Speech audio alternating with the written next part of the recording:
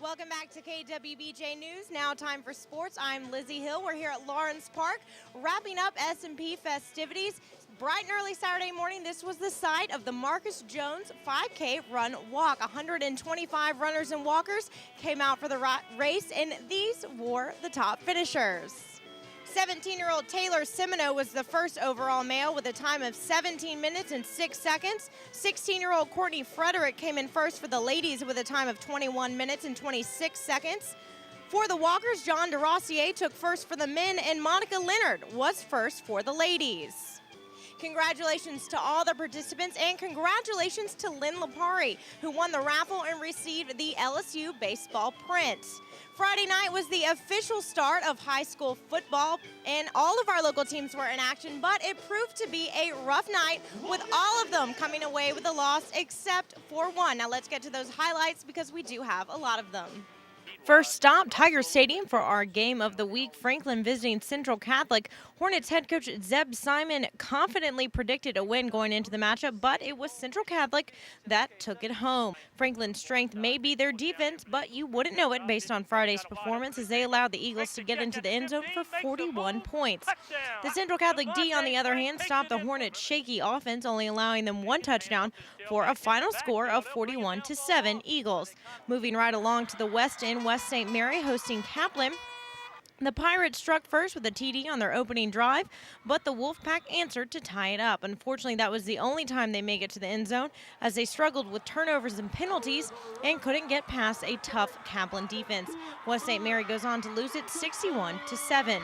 Meanwhile, over in Franklin, Hanson hosted Ascension Catholic. They trailed 28-0 in the second half. Ascension would score again late in the third to make it 35-0. Later, early in the fourth, the Tigers couldn't seem to catch a break. Abear throws an interception, but the defense would hold steady and make two nice stops to force a fourth down for Ascension. On the next series, Hanson's LeBlanc makes a nice run for a first down, and they would capitalize on it with a touchdown by Charles Uze.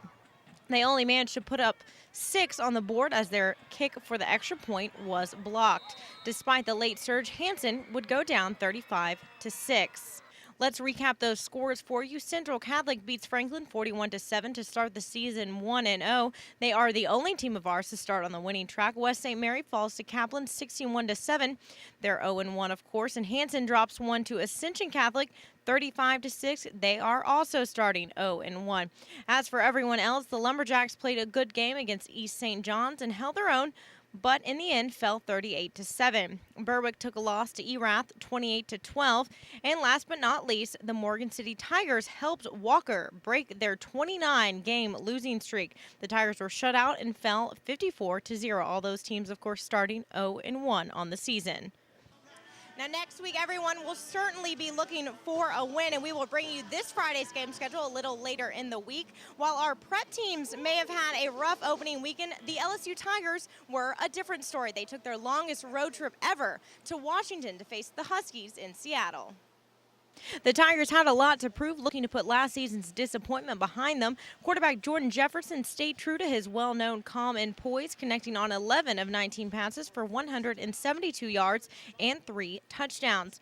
The Huskies held their own against the number 11 Tigers, jumping out to a 7-0 lead on their opening drive. The Tigers answered with a field goal, and on the Huskies' next possession, Tiger linebacker Jacob Cotrera deflects the pass and gets a hold of it, taking it all the way to the end zone to put LSU up 10-7. A Huskies field goal would tie it up in the beginning of the second quarter, but at the end of the half, a 45-yard touchdown pass by Jefferson to receiver Terrence Tolliver would give the Tigers a 17-10 lead, and they wouldn't look back. Tolliver led the team in receiving with 4 catches for 117 yards and 2 touchdowns, his second coming late in the third, and Brandon LaFell added a touchdown catch as well. The 31-23 win gives the Tigers a positive start to the season. As we told you, Tolliver led the receivers. Charles Scott led the rushers with 12 carries for 52 yards. Patrick Peterson led the defense with 9 solo tackles. And West St. Mary alum Harry Coleman added 6 tackles, including 1 for a loss. The Tigers have already turned their attention to their matchup this weekend against Vanderbilt. We're bringing you more on that later in the week. The New Orleans Saints made their final cuts Saturday to trim their roster down to the 53-man NFL-mandated size. And here's who didn't make the cuts.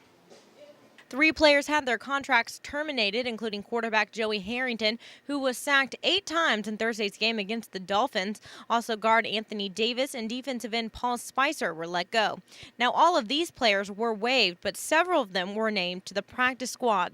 Wide receiver Adrian Arrington, guard Tim Duckworth, cornerback Danny Gourier, running back P.J. Hill, offensive tackle Jeremy Parnell, defensive tackle Demario Presley, and wide receiver Matt Simon will all be on the Saints practice field. The Black and Gold will kick off their regular season Sunday in the Dome as they host the Detroit Lions. We'll bring you more on that later this week as well, but for now, that'll do it for sports. Stay tuned, more news is after the break.